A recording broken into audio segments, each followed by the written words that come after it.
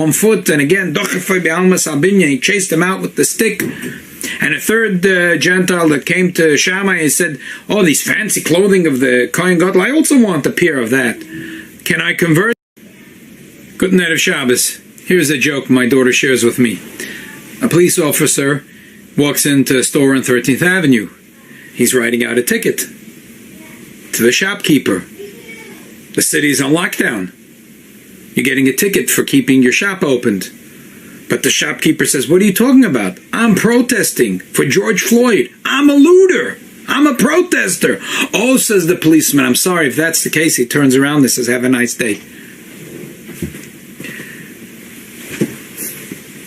People are asking, what's the Torah thought on the protests, the riots, the looters, and what's going on right now? Someone asked me, a shaila, he belongs to a union of healthcare workers, and they're joining a protest of Black Lives Matter.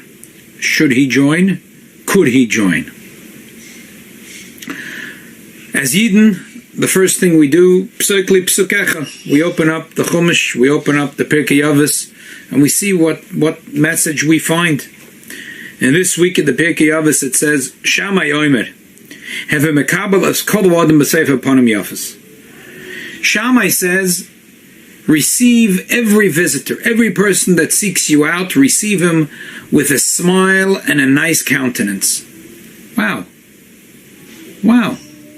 Shammai is speaking. This sounds like Hillel. Aren't you familiar with the story of Shammai and Hillel? The Gemara says in Shabbos, Daf Lamed Aleph. We're all familiar with these stories. There are three stories. The Gemara says a story about a convert. He originally came to Shammai. He said, I want just the Torah, the written, not the oral Torah. And he got a good screaming and a zifa from Shammai.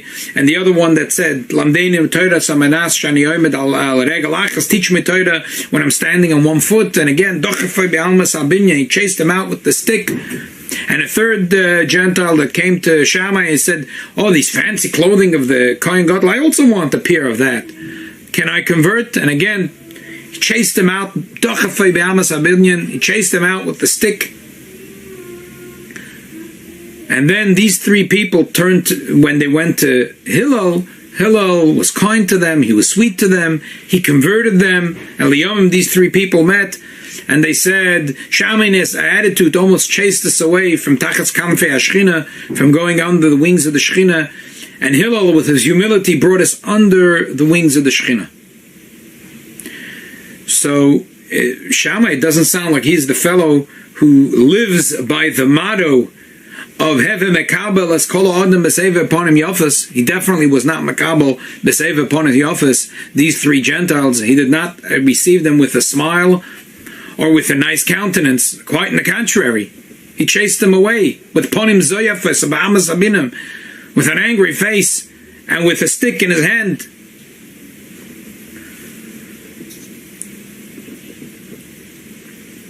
You could say that maybe Shammai learned his lesson after the story and he changed his way. And that would be, I think, a cheap answer. And the Pirkei Avos says one thing or two or three things from every one of these Tanoim, which in other words, something they lived by. This was an expression who they were, an expression of their life. Every one of these Tanoim had a lot of things to say in a long and rich life. We bring one or two things they said because this is the one or two things they lived by. And it doesn't sound like Shammai lived by this ideal of having a Kabbalas Kol Adam Sefer Ponim Yafas. There is a fascinating mimer from the Tzemach Tzedek in Derech Mitzvasecha, Mitzvahs Lois Avaroesh. The Tzemach Tzedek says, Ve'ata yuven gamkin sheidish inyan iser ha'oinish b'Shabbos v'amitzvahs sharhoisi ha'Rambam meposek zeh. It's on page Peites. That there is a positive mitzvah, that there is a loitasem, that the Rambam takes out, loisavaru eish b'chol meshrei seicha miyim ha'Shabbos. We learn from here that you're not allowed to punish in Shabbos. And what's the connection? So the Tzemach Tzedek explains the connection, the pnimius, on a deep level, on the level of Chassidus.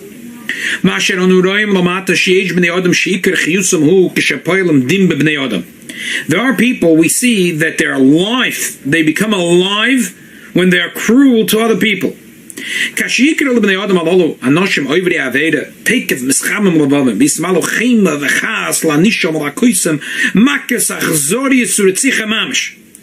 When they see someone sinning, they get very hot under the collar. They're angry, and they can come and hit them with cruelty.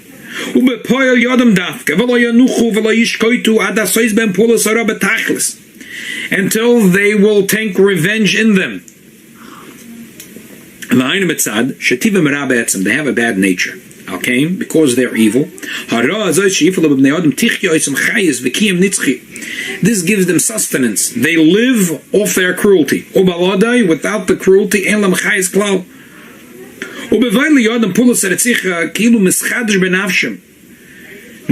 live off it. They thrive off it.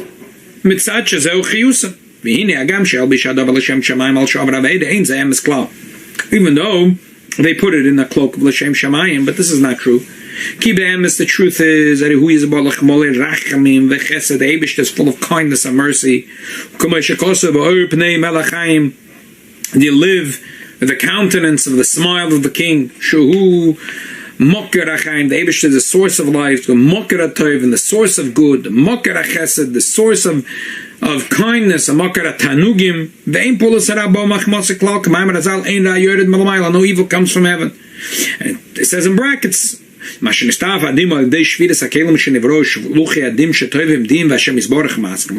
a concept of the broken vessels and the angels that demand the judgment, but God Almighty agrees not as revenge.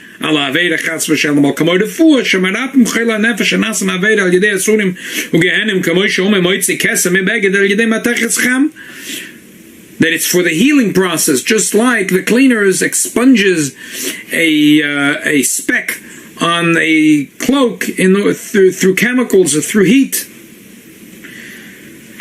So these people who take a pleasure in punishing the sinners, zehu mitzad mezeg roya hanefesh amutba megvuris koshes lahari olanish. It's because of the cruelty and the evil that's in them. The gevur is cautious, and they put in a cloak of kedusha.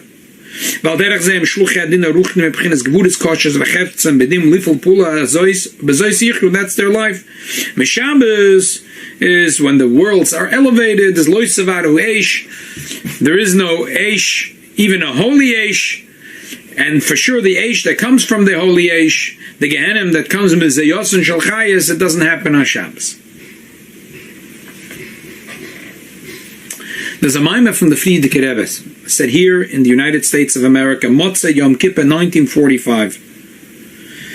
The Friedrich Rebbe says like this: V'yuven zelamayla, v'masha noraim lamata b'tiva b'nei adam sheyesh behem era goma keretzich v'kachayis terfes mamish kishem shachay eroa rekolin yona litre v'lidres de'ein zeh lefi sharoitz lechel. That there are animals of prey. It's not only that they're hungry and therefore they rip and they maim other animals.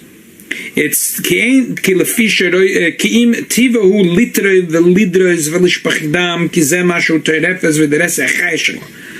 This ripping and this tearing and the killing is its life. The ripping the other animal and spilling its blood, it gets unbelievable pleasure and sustenance from it. There is a nature by human beings, an evil person. He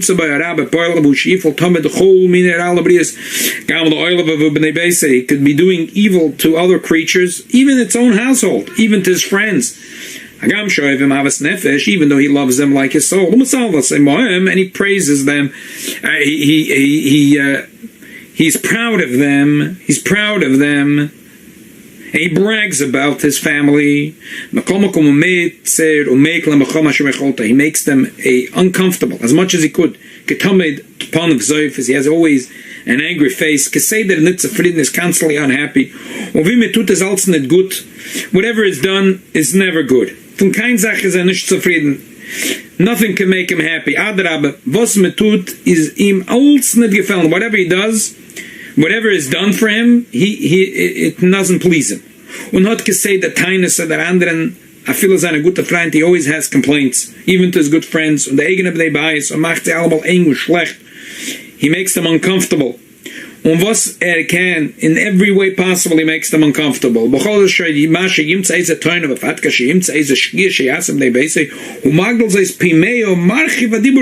he finds that they did something wrong, he exaggerates it 100 times. They did a lot of damage. He spills their blood. If they did something against his will, as he gets angry.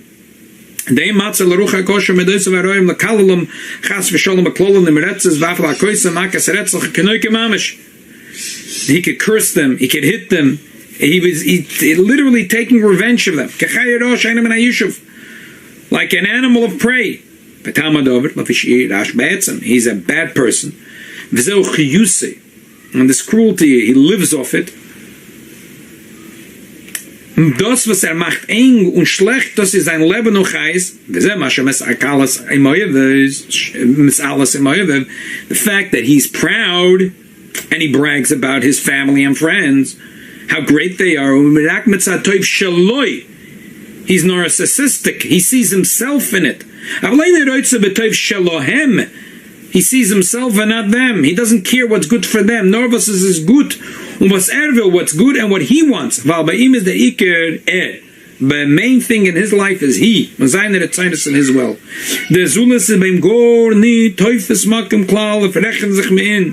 That someone else, it takes no space in his universe.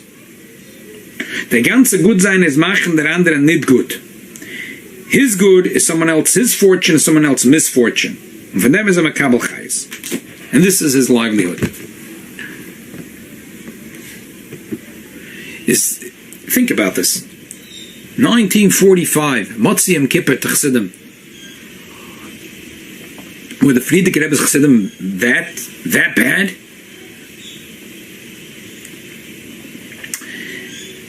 In the year 2008, some of you might recall the story, the world was in shock.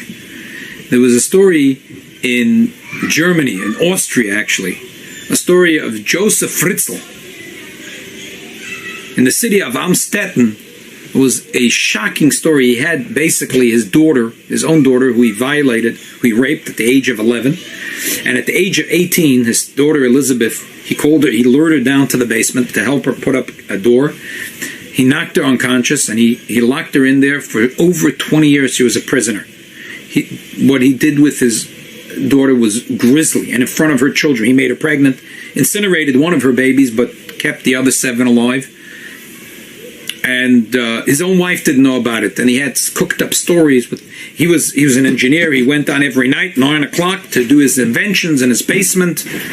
And he was working on his inventions, and he sold them to companies, and no one knew what was going on.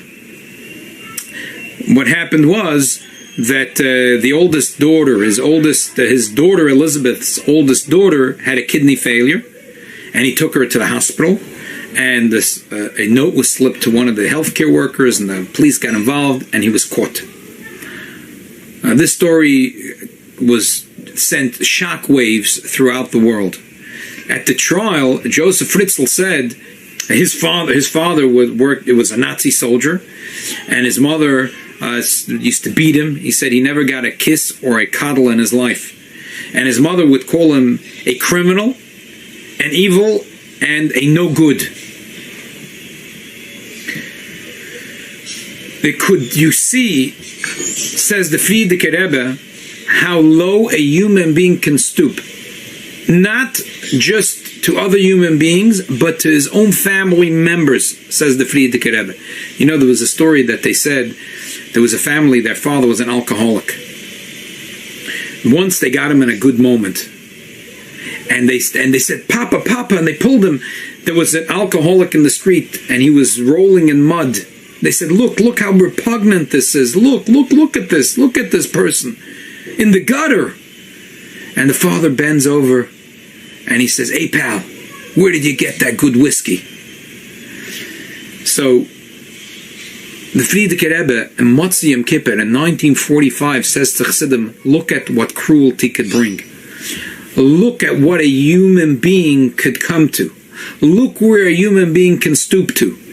And this is what a person could get to without Torah. This is what a person gets to without Pirkei Avos, without the ethics of our fathers, without Hamo'ir Shabbat, the light that's within Torah, the Musar that's within Torah, and the Chassidus that's within Torah, that shows us how not only to quench cruelty, but actually to rewire and reshape our consciousness, and to bring the neshama out, that it should really run our hardware and software. It should run our life. And this is when you look around right now, you look at the protests. There are protests that are really there to preserve human dignity. And there are good protesters. But then you have rioters and you have looters. And they don't care about human dignity. They'll run over a captain of St. Louis. He happens to be a person of color, and he was a captain for over 20 years. They'll kill him, and they'll post it to how he's dying. Rahman al-Islam. They say that they're there to protest for Black Lives Matter, but some of these people who are organizers and agitators are really anti-Semites and are really anti-Israel, pro-Palestinian, and pro the worst of the human underbelly. They're not pro Black Lives Matter. They don't care. Black lives don't matter to them. They're hiding in that cloak of l'shem shamayim as if they care for human dignity. Iran also was very quick to criticize America for what it did to George Floyd, and so was Turkey. But we see the hypocrisy in it, obviously, and the same thing with the looters and the rioters. So when we look at them, we want to take a moment, not to bend down and ask, pal, where did you get this good liquor? But to see why we need to have the Pirkei Avos when it comes to the summer, why we need the Mo'er Shabbat, the light within Torah, to allow that the neshama should shine and take over our soul and body. So imagine this. Imagine that Shammai, Rahman al-Islam, he's a tyrant in his house. He criticizes his wife. He criticizes his children. He never sees anything nice in them. He's stern with his children. He's stern with his students. He criticizes his children. He criticizes his children and his students. Now come along 3 Gentiles and he chases them out with a stick. You'd say, oh, that's the part of his character. That's his character flaw. Says the Tana, no, that's not true. Shammai lived by the motto of Heve Mekabel as Kol Odam B'Sefer Ponim Yofis. If you came to Shammai and cried on his back, he would be there for you. Being the leader of the Jewish people, he had time to Mekabel Kol Odam, any person, any and every human being. He would take the shirt off his back and give it to you. He was the kindest person. But when in front of his yeshiva comes a goy and it seems to make a mockery of Torah, and you could learn all just the Torah Shabbat or while you're standing on one foot, I just want to become Jewish so I can wear the begodim of the Kohen Gadol. So that's when all of a sudden Shammai, the zealotry of Shammai comes out. Shammai is a zealot of Kedusha. Not that it's, God forbid, he's a cruel person who takes and relishes to be cruel and humiliate another human being. He likes to criticize another human being. He can't feel the pain of another human being. That wasn't Shammai. Shammai was the gentlest soul. Shammai lived by the motto of he had time for everyone. He had a smile for everyone. But that was he was a zealot of Kedusha, a holy zealot. And that brings out even more the beauty and the chidush, the achievement of Hillel.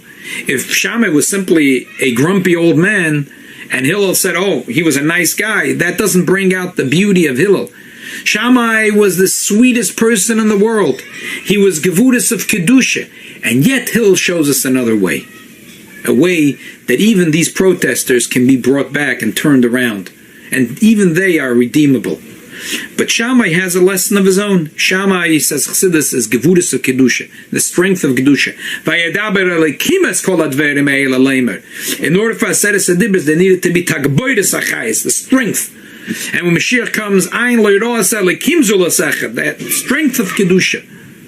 So Shammai teaches us that there is a zealot, but not cruelty, not where someone's talking in shul. Don't you know we're coming from COVID-19? Gewalt. It all happens because all the tzaris of Klal Yisrael happens because people are talking in shul. True. We have to think about the respect we give to the Ribono Shel Olam in the Beis HaMikdash Meyat, because we want to rebuild the Beis HaMikdash HaGodol, the Beis HaMikdash HaShlishi VaMashulish. But we have to be very careful that we're not giving space for cruelty and for our animal to take holiness, the zealot of Kedusha, and use it as a cloak in order to humiliate and in order to be cruel to another human being and to a fellow human being and to a fellow Yid. And that's the lesson we learn from Shammai. What it means to be a zealot of Kedusha. Shammai was having a Kabbalah called Adam B'Sefer upon him Yofis. He lived by this motto of being kind and giving time and smiling to every human being. But when there was a moment of Kavod Shamayim, when it was God's honor, then he was a zealot. And that's the lesson we learn from Shammai. Gvurus to Kedusha, the strength of Kedusha, a true, pure zealot of Kedusha. Hashem Elohim Elokim Askir Tzizkoschol Vadecha. My friends, have a guten Shabbos and a glicklichen Shabbos. Guten Erev Shabbos.